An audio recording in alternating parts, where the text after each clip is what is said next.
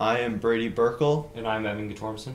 and we are here interviewing Bruno Burkle on the 5th of May in Oconomowoc, Wisconsin, and our videographer is John Biernut. Could you tell us a little bit about your childhood in Germany before you came to America? Yes, the whole family in 1957 immigrated to United States. Before that, we immigrated. I was 12 years old, and my childhood in Germany was typical, like any other boy at that age. Played soccer, played marbles, went to movies, just to try to stay out of trouble. And other than that, it was just a normal life. Try to get your education done there, and I was sort of a little interrupted at my age. It was close to my teenage years, so I had a lot of friends, and I took that pretty hard leaving, but it turned out to the best. So. Could you tell us a little about your education in Germany? Yes, it seemed like when I came over here, the education over in Germany was a little more advanced, especially in math. So because my English wasn't good at all here when I came over, but the math that we had over there was maybe, I don't know, it was just, we picked it up quicker, or they taught it differently. Other than that, it was just a regular basis that we learned, with the language. And I remember that in order to have a foreign language, you had to have a certain grade average to learn English. I think that was the main language that they taught over there. But I was too young for that age yet, so it sort of, I didn't get the chance to do that. So. Was math your favorite subject in school?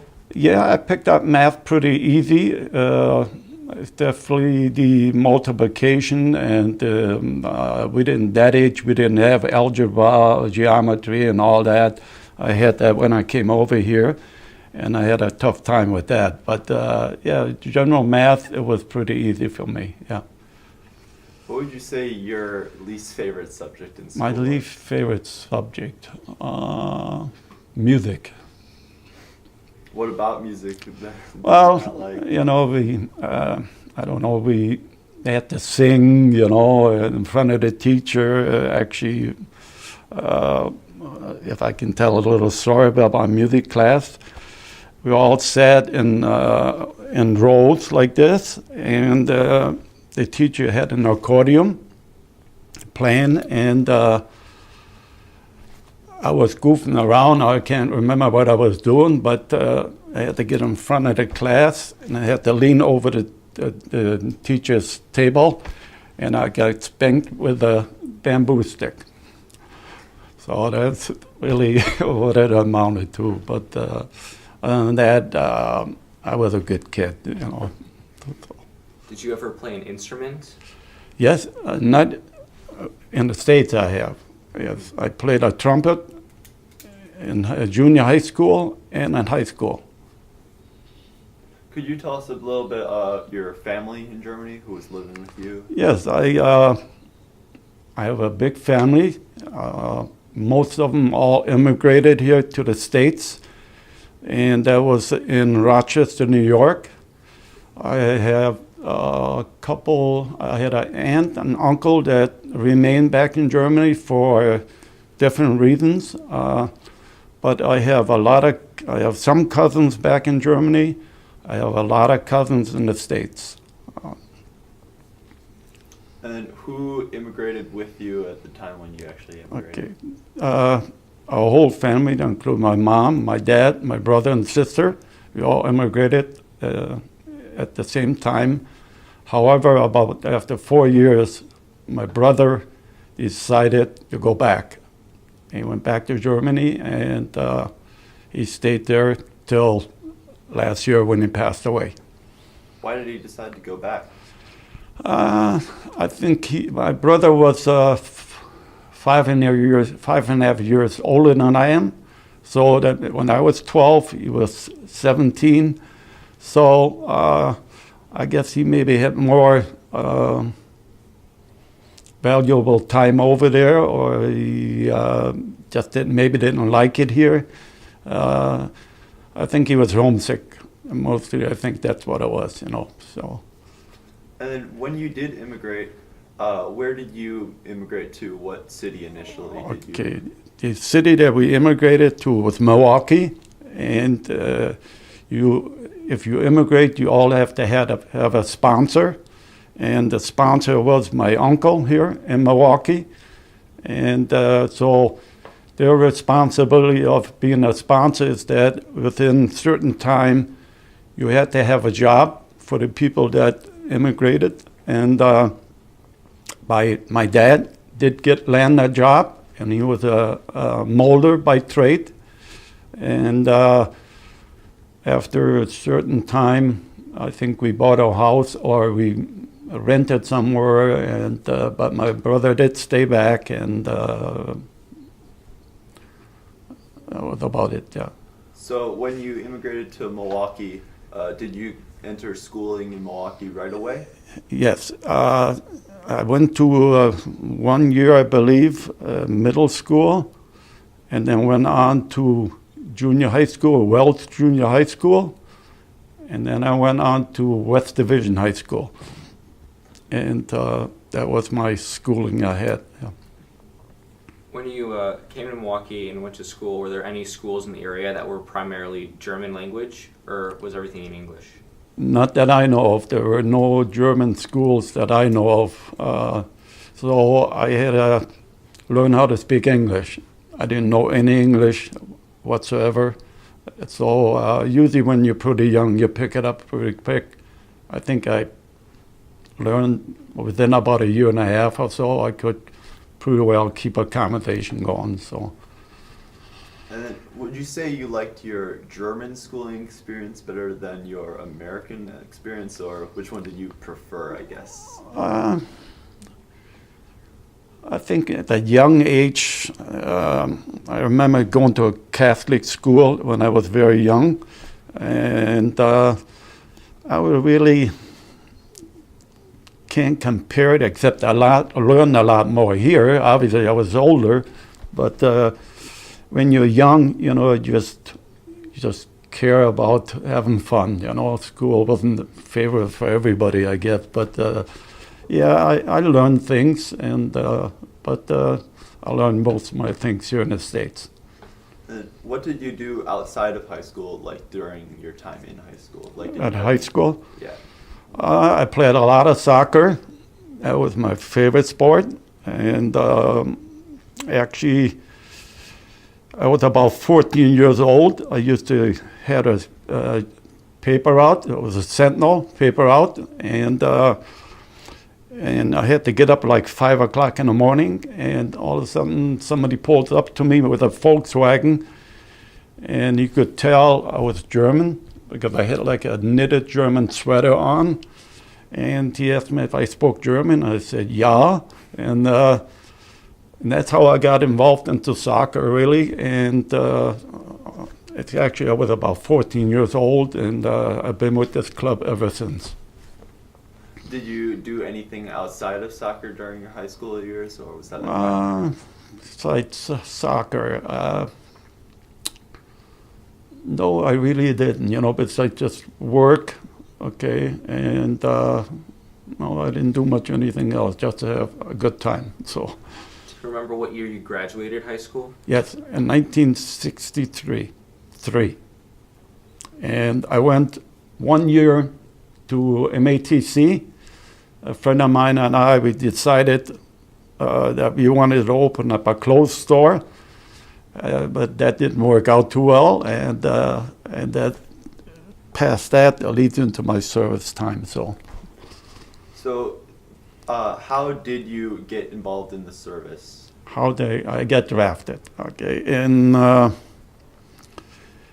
what I didn't know, when you turn 18 years old in this country, you had to registered selective service. I had no idea you had to do that.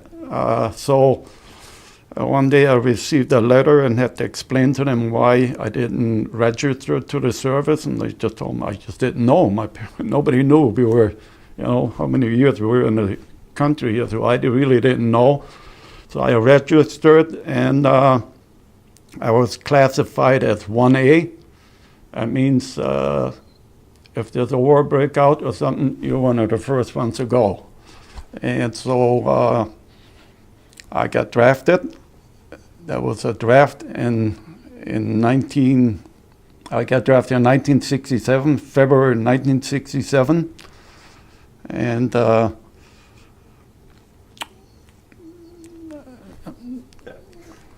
what was your initial reaction when you heard that you were getting drafted? well, I was sort of surprised. Not sure what falls ahead of me. I had no clue really what the service was all about or what involved. My parents weren't happy. So I had no choice really of going. I mean, I did have a choice, but I'll touch on that a little later. So I got drafted, and I went to Fort Bliss, Texas for my basic. You spend 8 weeks there, and you learned certain things that make you tough. And a lot of people that I knew there needed to be some strict things they needed to do there. But after I'm going into my service time, I said, okay, now, once I got done with my basic, and I went on to school in Fort Gordon, Georgia. And there I went as a radio operator. That means when you're a radio operator, you're going in the infantry. And that didn't set off too well for me. That means you're probably going to the front. So, but anyway, I picked up the Morse code really well. And I had gotten advanced to teletype, which involves top secret clearance. And within after I finished my radio operator course, I went on to teletype, like I said, and then I was in with it 3 weeks into teletype school, and all of a sudden they called me out of the classroom and told me that I had to be dropped from the class, and I was wondering why. I mean, I didn't do anything wrong. Well, 2 guys came in the office dressed in suits, and there were 2 FBI agents, and they asked me questions from my childhood on to present time, and I was wondering what was going on. Well, I found out that in order to get into teletype, you had to have top clearance, and at that time, I got drafted as a German citizen. I was not a U.S. citizen of the United States yet. None of my family members were. So they had to drop me because of that reason. So then from there on, I went on as a holdover, waiting for different orders. That took a while, and then I got orders to go to Fort Jackson, South Carolina, to be a supply clerk. So I went to school for supply clerk. I can't remember how many weeks I went, but I was ready. I got orders to go to Germany. I couldn't believe it. I was engaged. I said, I'm going back home. I was just ready to go on a bus, and all of a sudden, I believe it was a sergeant looked at my folder and he says, you're an immigrant. I said, yes, I am. I said, what country? I said, Germany. Just a minute. So he made a phone call. I went to office to a major. He said, soldier, you're not going to Germany. So then we got put back on holdovers again. So now I got waiting for orders again, and I went then to, did I say South Jackson? Yeah, I went there, right? And I finally got orders to Vietnam. And that was, I got sent to Vietnam about March of 1968. I spent about 11 months in Vietnam. From Fort Jackson, we went to Fort Ord, California, where they actually bring you there, they process you out, and from there you get shipped to Vietnam. And the first place that you land is Cam Ranh Bay. Beautiful place, beaches. So we thought, well, this isn't too bad, you know. Nice steaks for us, beer, the whole bit, and then all of a sudden we got shipped out to a place where they put us, and I got put to Cu Chi. It's a town where my base was in Cu Chi, and once I got there, the MOS that I had, which is the military occupation job that you get, is a carpenter. Okay, so I became a carpenter, and what we did in Vietnam, my company, what they did in Vietnam, we were put in a 554th engineering outfit. And what they do is they build roads. We have real heavy equipment, bulldozers. The main thing that we did in Vietnam is build Highway 1 that leads to Saigon. And so what that involves, sometimes your platoon that you were in, you had to go out in the jungle, I call it, and you had to do certain operations. And what our tanks did and our bulldozers, they dug up roads with the big machines, and usually we had to stay there about a day or two, sleep in tents, and while we were all doing this, we always had escorts, infantry guys, whether they were Marines or Army guys, because they wanted to make sure that we don't get ambushed. And once these roads are all dug up, the Viet Cong, what they like to do is, during the night, they like to plant booby traps, they like to lay mines, and so on. So our job is that we had to take mine detectors and sweep the area that was all dug up, make sure there was no bombs being there. And so there were usually 3 guys took turns. One guy was the prober with a bayonet knife. The other guy had the mine detector, and the other guy had the machine gun. So, but we always had escorts in case we were ambushed. So that didn't happen all the time, because you stayed out to 2 days and you got back onto the base. Okay, you got hot food and so on. And other than that, really, we built hooches. We built the main bunker for our leader, Westmoreland. He was the charge of the military in Vietnam. We built a big bunker. And other than that, my job was really try to stay alive and hope with some luck. And actually, the first week that I was there, we got some rocket mortars, and we were all in our cot, and this happened at night. And all of a sudden, we hear this whistle blown, and it takes about 5 seconds before a bomb or a motor explodes. And we were taught that before that, okay? And also some of the orientation that we had before going to Vietnam, which I forgot to say, is that you had to go to an AIT.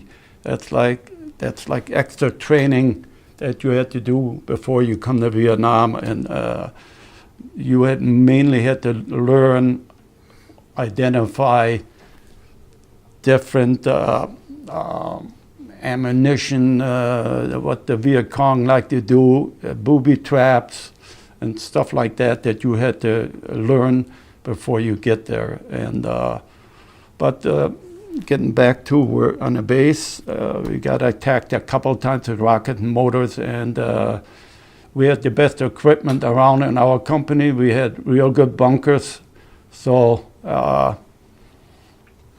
we weren't afraid. You know, you make sure that you run out to your bunk at the right time and hope and pray nothing hits you. So, but were there any close calls that you had while at the base? Well, not close to us, but in our base we did. You know, we did have some rocket motor attacks in our base, but usually, I guess that you just hope it's not close by. Okay, sometimes we had, just for harassment, we had like sniper attack.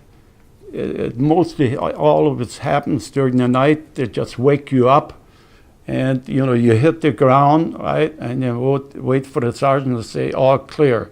Or if too many rounds come in, you take off, run out the door, and go in the bunker. Okay, but I was working one time on a building. We were putting on the corrugating roof, and we heard some whistling, and we were up about 15 feet up on the building, and we heard that first whistle, and we knew we better get off that roof, and we jumped down. But actually close calls, no, lucky enough, I never had it happen to me. So. Did you have any close calls while you were minesweeping during that? No, I haven't, but some guys, you know, they heard something, and then the prober, you go to school for that, and it's mostly crushed cans that they found.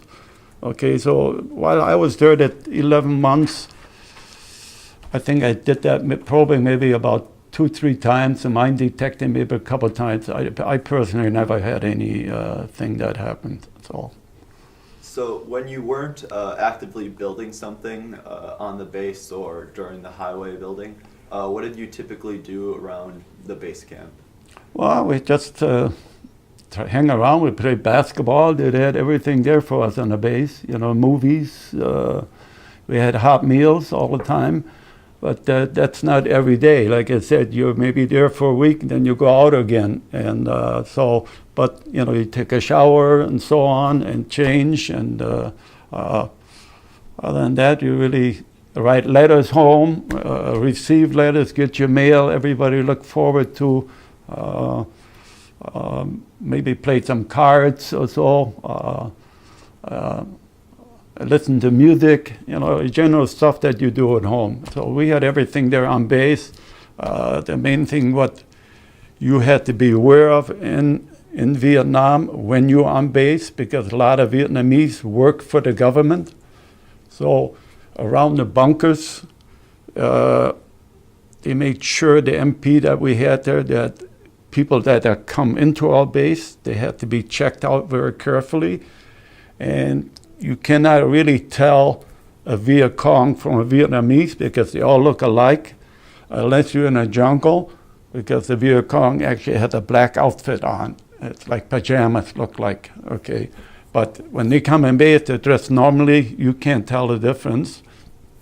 And we did have one incident we had that somehow somebody got in there, a Viet Cong, and we were coming just back from Saigon, and we met one of our trucks coming the other way, and they flagged us down, and he said a big bomb went off in our cafeteria. And what happened there was that they had like a tray track where you pull out a tray to go to your lunch. And when they pulled out the tray, a bomb went off. And what I remember, I think that several guys got killed. A big bomb went off, and a lot of injuries. And again, it was lucky I wasn't there or in the cafeteria. It can happen to anybody. But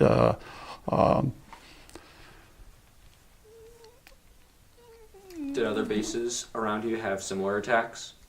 I'm sorry, what? Did other bases around Vietnam Oh yeah, have there similar was attacks? at night, and even our base, you could see flares going, shooting. Who knows how many miles I was away. There was always bombing going on somewhere. Okay, action.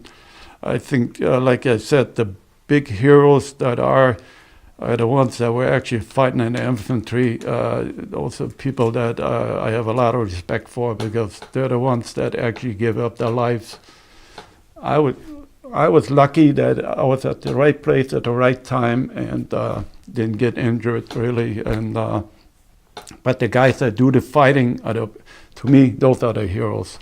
I mean, I had a choice. I didn't have to go to the service. Okay, I could have very easily went back to Germany. Okay, and I probably could have never entered the United States. They also have people that fled the country to Canada,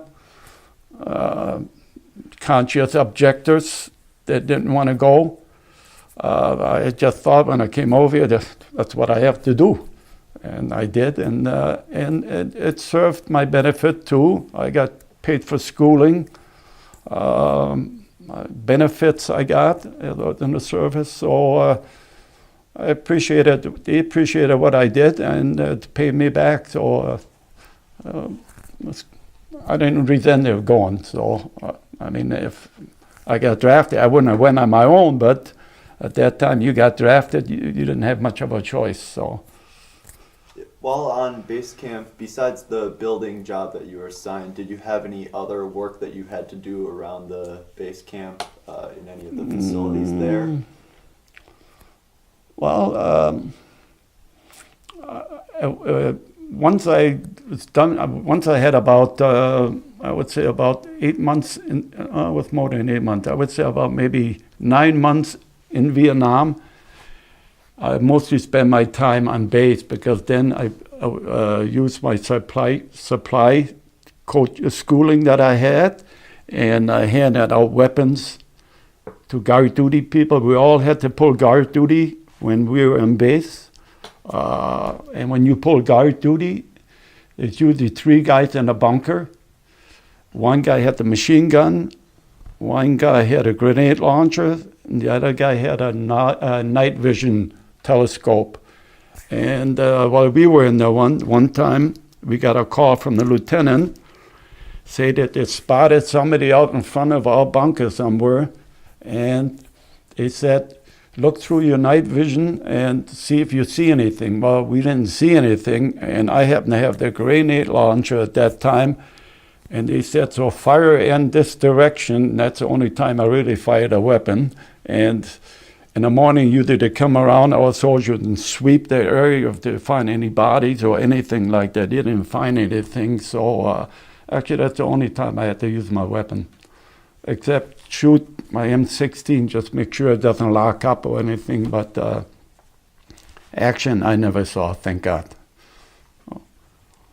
But yes, there was a lot of fighting going on everywhere, and the war broke out everywhere, and especially in 67. So many people got drafted. That's an average of 30 to 40,000 people got drafted, and most of the people that got drafted were working class people. If you went to college, you didn't have to worry, okay, and other things. People didn't have to go be drafted. So, but if you're working class, you usually got drafted. While you were on the base, did you ever have any opportunities to make money or anything like that? Oh yes, I'm glad you mentioned that. Yes, I got to know somebody from Milwaukee. I was stationed in Vietnam before in my platoon, and he mentioned to me, if you want to make some easy money, he says, when you're back in base, we all had to pull KP and guard duty, okay? He said, a lot of guys don't want to pull KP. He said, you can buy it off of somebody. And I was engaged at that time and trying to save money. He said, well, he said, you can buy KP, it goes for about $15. And that usually lasts about 2 hours. And once you got to know the cooks, they let you get away with a little more So within about a month, I probably had about 10 guys giving me cash, and that went into savings bonds. And also, when there was a holiday, the price actually went up. So, but this is what I learned from my friend there, and that was just the money that I made. And when I came to the States, I went to the PX. I bought I bought some jewelry for my fiancé, a couple of watches for my parents, and so on. But I used my money wisely, and I had a good start when I got married. So, just to clarify, what is KP? Kitchen police. That's when you assign to either washing pots, serving food. Mostly it's that you clean up the mess that the soldiers made, okay? Cleaning tables, blah, blah, and so on. That's what KP is. What were some of the other people like living with you at the base? What were the other people? Yeah, what were the other people like? I got along with everybody there, and most of these guys, well, all these guys that were there were all drafted. We had, I had one guy in there that was from Chicago. He had only 6 months left in the service, and he went to Vietnam because at that time they were losing so many soldiers in different areas that they drafted anybody, okay. And also where we were next to a tank division, and for every morning roll call that we had, because they lost so many men every week, that they actually asked for volunteers from our company. And there were some guys that volunteered, and I couldn't believe it. But they were losing too many men because the United States, I guess, believed they thought they won the war, but they didn't. And it was pretty bad in '65, and it went on and got worse and worse. And by '67, when I got in, it actually went on a downgrade. But it never really stopped. Nobody really won the war. That's what it came down to. Okay, a lot of men got lost, and so. But yeah, I met a lot of guys, and everybody was in the same boat like I was. So, and we just tried to get by. That's all we really tried to do. So You said that other people volunteered for like the active combat. Yes, yes. Did you ever volunteer for anything? No way, during the service? no way, no. Or before the service even? No, I didn't want nothing to do with that. I was very lucky, like I said, that I advanced out of Morse code, because if I would have been in infantry, who knows if I would be here. Really, that's what it amounts to. Because usually these guys that carry the radio, that's what I would have been. You in the front line when you're going through the jungle. So lucky I got out of that. So besides the the volunteering for getting the KP bought up, is there any like not actually active volunteering things that you did? Oh yeah, yes there was.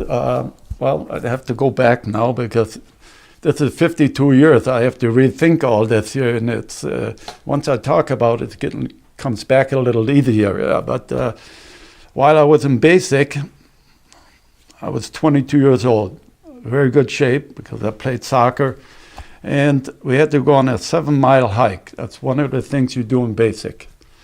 And there were 250 guys in our platoon, and in the morning roll call, they asked for volunteers to carry the flags. I said, boy, my buddy told me before, don't ever volunteer for anything. Well, I figured, I'm going to outsmart these people. So I volunteered to carry the flag, one of the flags. I don't know if it's American flag or the company flag. But anyway, you have to visualize, we're down the road, there's about 250 guys walking down the street 5 yards apart, and it's stretched out on both sides about a quarter of a mile. So all of a sudden the lieutenant drives up in the Jeep and he says, everybody stop, take a break. So we sat down, had a drink of water, and I'm just leaning over like this. I said, wow, these guys are all the way back there. They gotta come all the way back to where I'm. He says, okay. So all of a sudden, the lieutenant says, everybody up, right? I get up. He says, your flag carriers up to the front.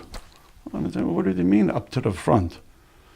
Well, we had to go all the way to where those last guys were before. Oh, now I'm the front guy again. So these guys that were last just made about face and we marched back. So I got burned on that one, okay.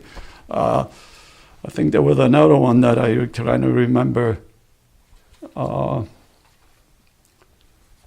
yeah, that was in Fort Jackson, South Carolina, I believe. Yeah, that was. I was just getting tired of being a holdover because just lay around the bunk, pull certain duties, to mop floors, and then I just sort of get tired of that. And they were looking for volunteers, and I said, again, boy, I shouldn't volunteer, but I'm going to get out of here, these details and all that. So they asked for certain volunteers. I can't remember how many it was, but they brought us out to some forest out there, and they promised that we would have steaks, beer, the whole bit, the whole week at movies and TV, the whole bit. And I thought, boy, that doesn't sound too bad. I'm going to volunteer for that. So I did. And what they wanted to experiment, they had some tear gas that they spread all over the bushes, the floor, okay? And they wanted to see if you could come from part A to part B. They wanted to see how good this tear gas is. And what they did is you had an escort behind you, and you walked through the bushes and all that, and as you touched the white powder, or you step on it, it would just burn, your eyes, and you could not see. Your eyes were tearing, and then if you would say stop, the guy behind you would give you a mask, and they wanted to see if you can get to part B. And out of the guys that we had, nobody made it. So that was the point of that. I volunteered, but that wasn't too bad because we had a good time. We shot pool in there. Good food, and so getting away from the details was actually good. So, but there was one more thing I'd like to add to that. While I was another holdover, that was in Fort Gordon, Georgia, I was engaged in, and I don't know if I should be saying this, but I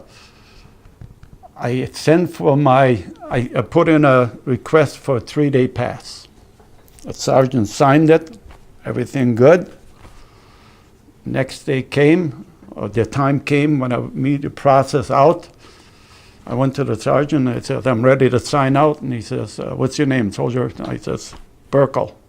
He looked on the list, my name wasn't on there. I said, that there can't be.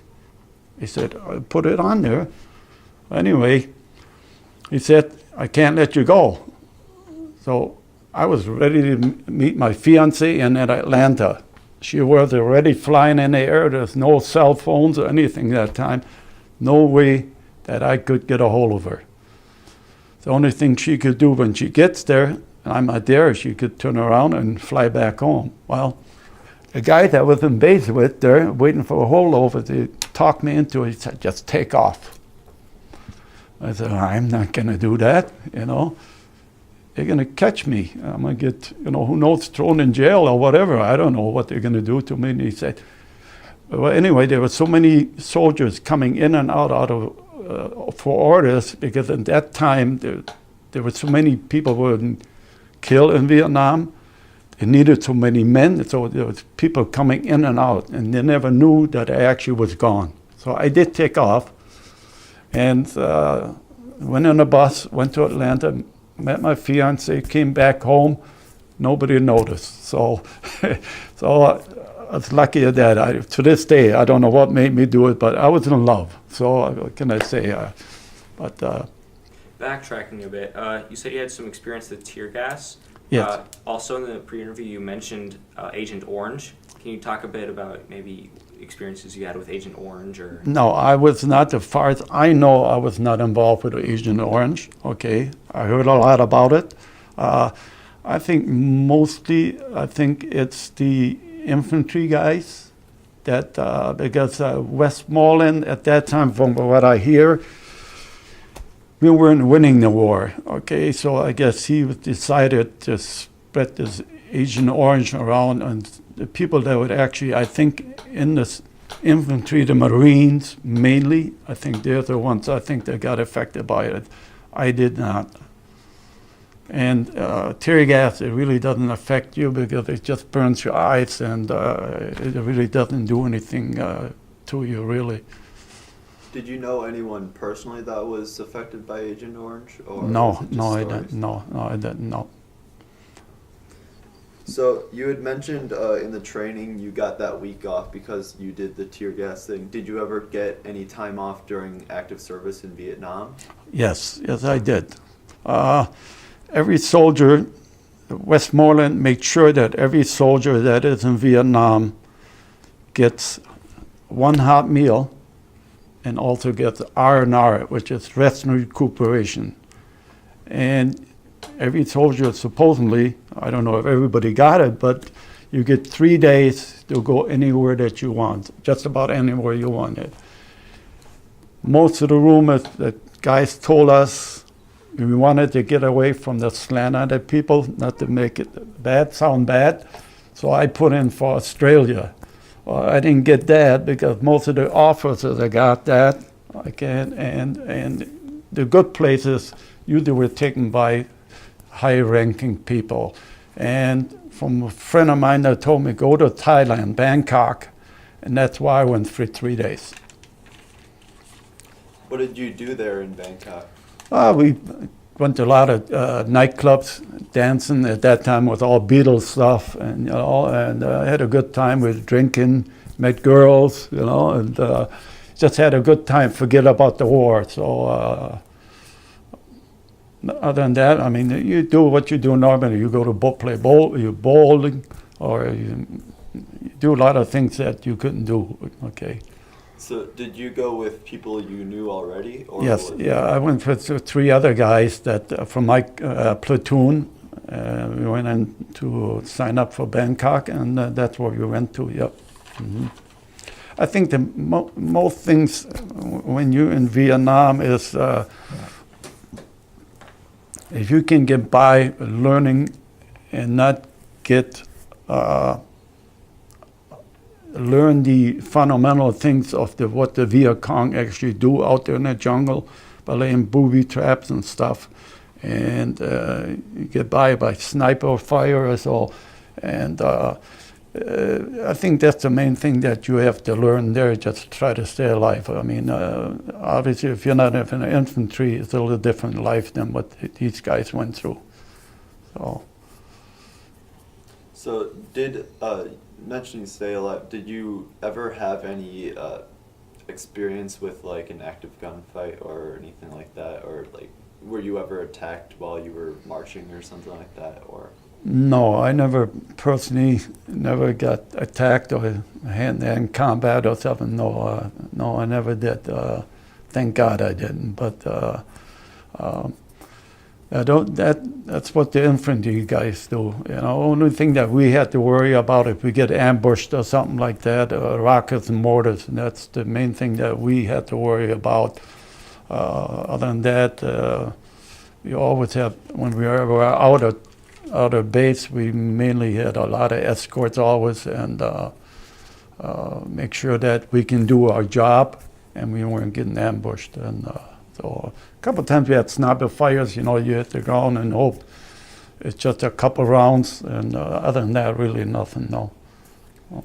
Did your base have a medical wing, and did you ever have injured infantry or Marines come into the base for medical reasons, and did you ever talk to them? Trying to think. Well, what we did see, a couple of times I went to Long Bin, it's Lyndon B. Johnson base, and actually there was a jail called Lyndon B. Johnson. Obviously he was our president at that time. They had prisoners there. I saw dead bodies, Viet Cong people, dead bodies. Other than that, really, personally, I never really spoke to anybody. Maybe somebody did get shrapnel wound or something, but I didn't know that. If he did, okay.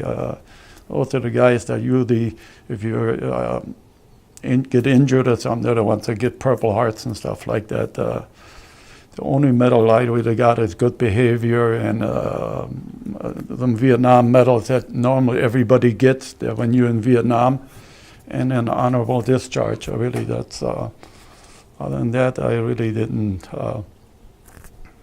get anything else. So while you were on the base, did you have any idea like what was going on at home, like the public opinion on the war or anything like that? Like, did you guys hear about that? Oh yeah, we get news. We know what's going on. The demonstrations that people had in '65, Martin Luther King when he came. We hear all about that. A lot of people were against the war, demonstrated in Washington. Yeah, we heard all about that, and that news traveled pretty fast. And I would say most of the guys that I knew we didn't want to be there. It was something that, like I said, you had a choice. You could go to Canada or go somewhere else, but I just felt it was my duty coming over to this country. And I did want to mention in 1975 I became a citizen. So I'm proud of that. So you said you had an honorable discharge. Can you describe the ending up of your service? What happened with that? I remember the last day that we actually left Vietnam, 2 other guys in a Jeep, going to fly home, just hoping nothing happens. So, we went back to Fort Ord, California, and, process out. They paid us. Actually, when you were in Vietnam, you get extra combat pay. I can't remember how much more money we got, okay. But you do get extra combat pay and we went to Fort Ord, got processed out, went home. And just life went on. Nobody really cared if you're in Vietnam or not at that time. So now, lately, in the last few years, it's all being recognized that Korean guys in Vietnam they knew they went to war there, and they're finally recognizing all these soldiers there, and it's pretty nice of them. So, when you got off the service, did anyone react negatively? Not just ignorance, but actual negative impact because you were involved in Vietnam? That's a very good question. I have to think about that. No, not really. It's like, you never left. Really, that's the kind of feeling we got, really. Nobody really paid attention to us. I mean, that's something that nobody wanted to be involved in. So I guess they just sort of swept it aside. And I just got married after that and just lived on. And lately, since my grandson, Brady here, in middle school, they're finally getting recognized that people were in the service and getting recognized for it, and guys like you in your school is very appreciated. Other than that, really, it wasn't recognized then. And the other thing I like to mention is I was selected June 1st to go on an honor flight. I applied for that in 2011, and through a friend, he told me to apply for it, and so just about last year or so, I made a call to the honor flight and asked him if my name was still on the list, and they said, no, your name is on there, but it was crossed out. And I'm wondering, it was crossed out. I said, why? He said, well, in 2011, they didn't take any Vietnam guys yet to the honor flight. They took World War II, World War I, Korean guys and that. And now, the last 2-3 years, they were taking Vietnam veterans. And so June 1st, I'm going to Washington, D.C. with my son. he's going to be the guardian. So, How has your experience in Vietnam changed you as a person? how to change it? That's a very good question. I think I appreciate life a lot more because the situation I went through and my parents went through the Second World War in Germany, in Berlin, where I was born. And that it's really, I just try to forget it, really. That's what it was all about, you know. It's something 2 years that took away from my life, and I just, after that, I didn't pay much attention, really. So try to go on with my life. So what was the first thing you wanted to do once you got back from Vietnam? What was like first on your list? First thing, I see my girlfriend.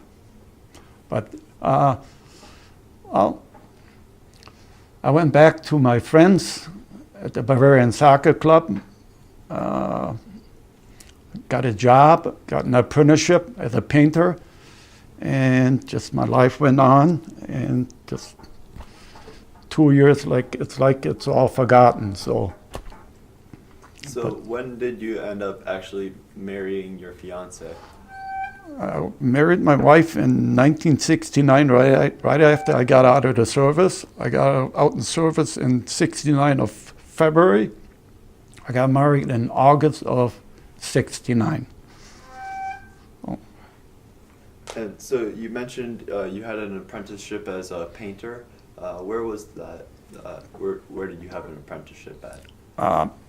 Well, what I really wanted to do at that time, I wanted to be a tool and die maker. And it was very tough at that time. The job situation wasn't all that great. One of the guys, a friend of mine from the soccer club, said that if you want a job, I'll get you a job. Because actually, the team I played for, there's another club that wanted me to play for them. He wanted to try to get me an apprenticeship as a tool and die maker, but I would have to wait a couple of years in order to get in there because they only take so many apprenticeships.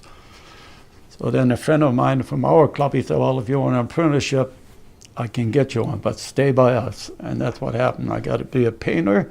Not something that I probably wanted to do, but it was a good construction job. It paid well, and I never regret it. Did you find the transition from military life to civilian life easy or difficult? Easy, yeah. I think I found it easy because I had a good concrete base. My parents brought me up very good, very strict. Some of the guys I met, they needed a lot of service. They needed more than 2 years of service. Some of these guys were working class people, and some of the guys I met there, they needed some strict discipline orders. So,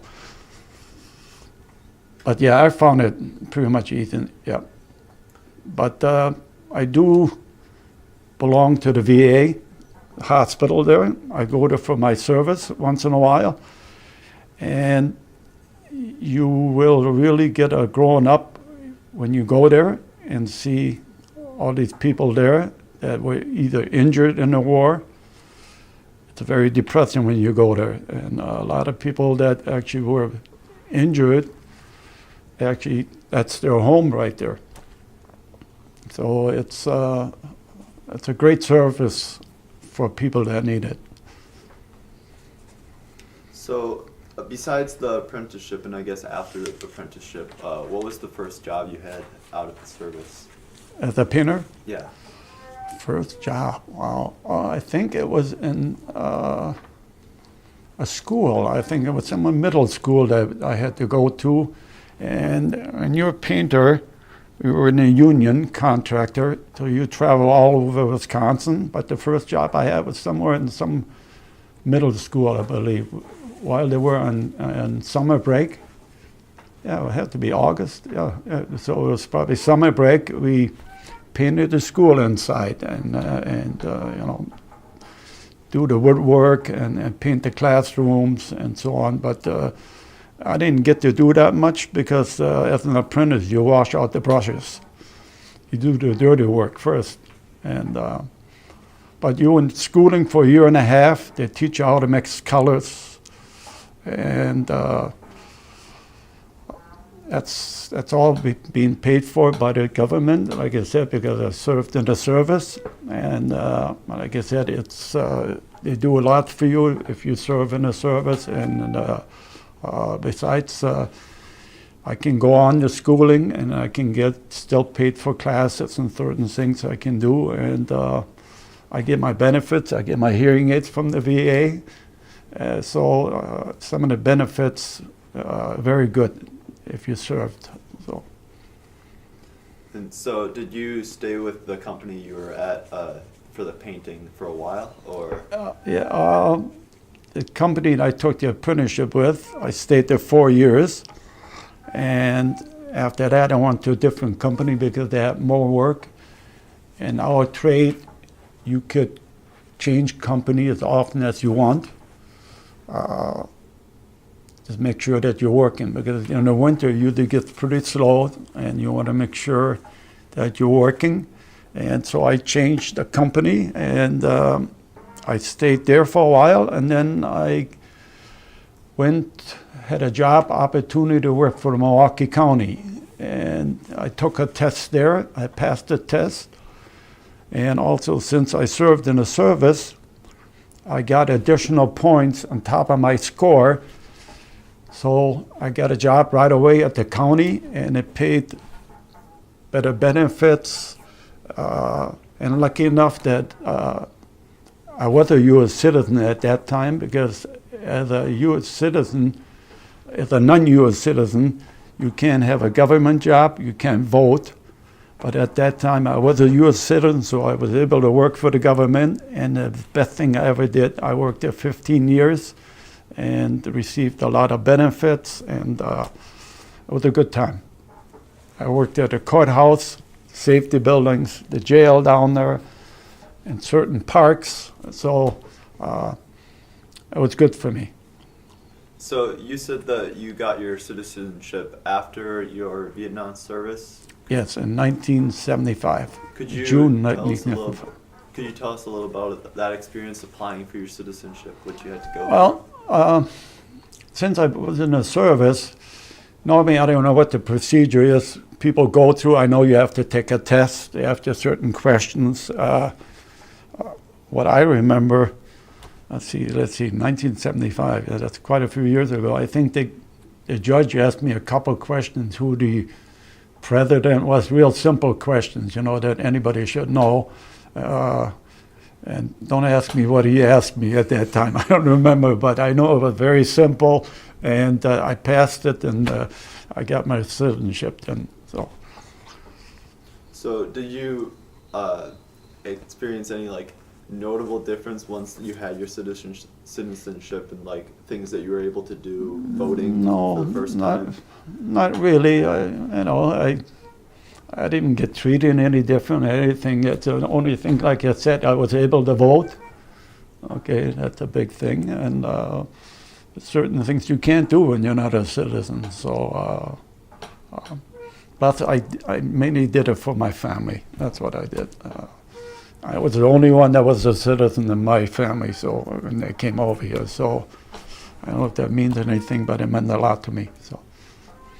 So what was your family life like after the war, either with your parents and stuff, or with your then now wife and whatever children you might have?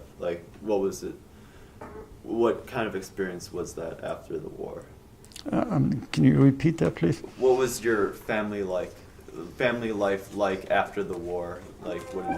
Yeah,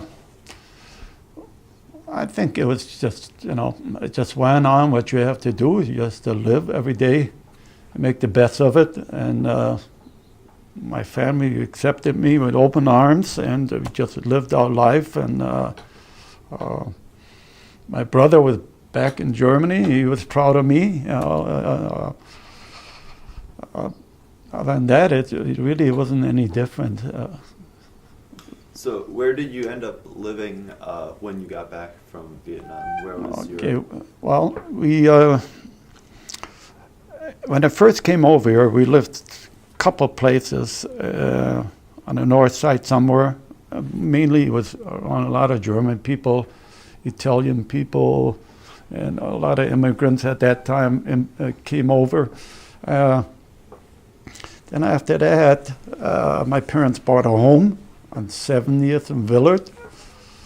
And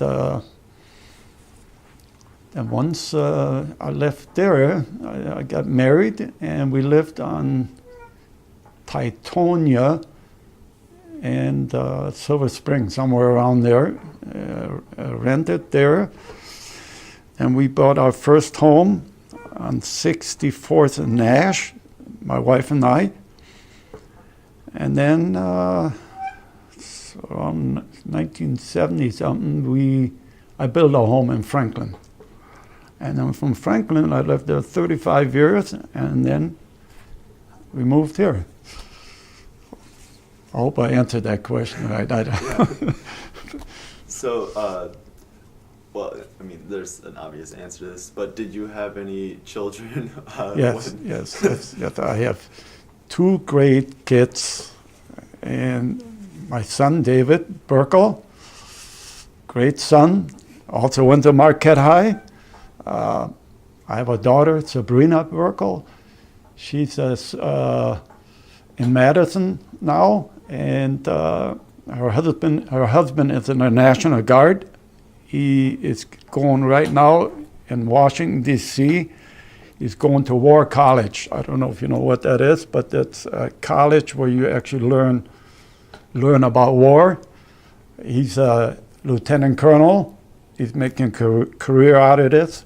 And usually it's like a master's degree that he gets, and hope he gets more rank. And I hope he makes a colonel shortly, I hope. And so my daughter is back here now, and he's at school in Washington, D.C., and he graduates in June. But she is a social worker by trade. She went to school, Oshkosh, then she went to UWM, and she got a master's degree in social work.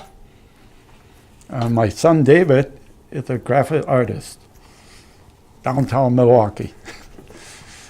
So what made you choose to send your son to Marquette High? Well, that's a good question too. I was talking with some guys that they gave me good advice, and my son was a decent student, and they also had a very good soccer program at Marquette. Bob Spielman, the coach, came from our club.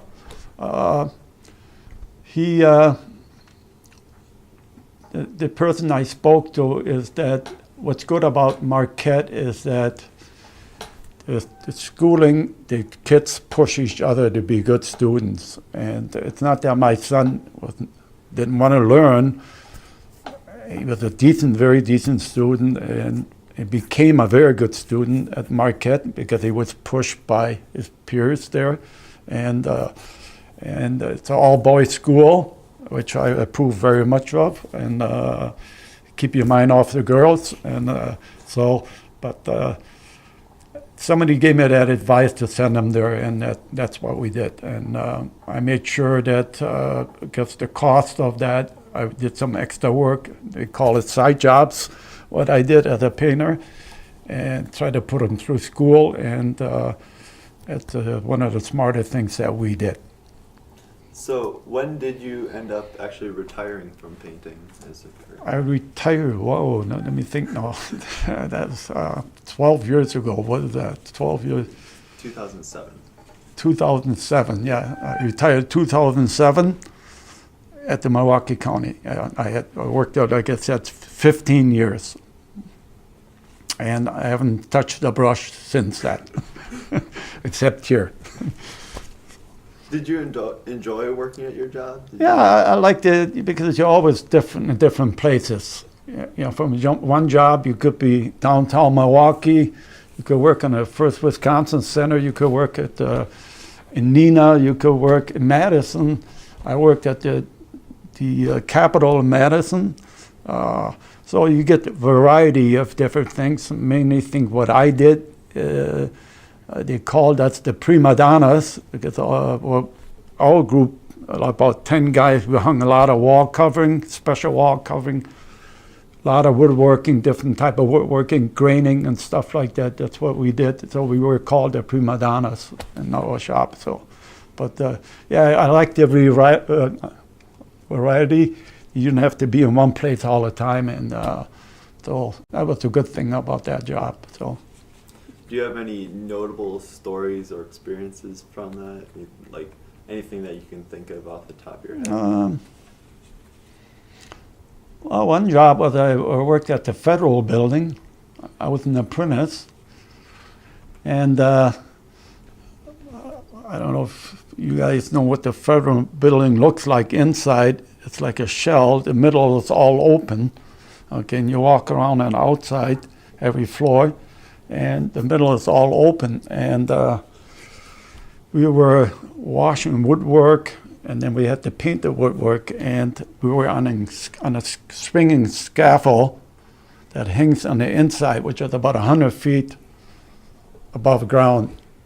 And but I was on the outside, and because I was an apprentice, one of the guys that was on the swing stage had to leave for a doctor's appointment. So I asked the boss on the job if I could go on the swing stage. I was a guy that liked to experiment things, you know. It's just like volunteering for things. I like the excitement. But anyway, the guy let me go on there, and we were like about 100 feet above ground, and I don't know if you guys know what a swing stage is. It's just hang by rope, and you have to learn how to pull it up, and you have to learn how to make a loop and make sure that the swings don't go down. Well, I was on the swing stage, and I had a sponge in my hand, and I reached for it, and what it did, it swung the stage out this way, and all of us went down. I mean, not down, but it almost flipped us over. So that's the only bad experience I ever had. But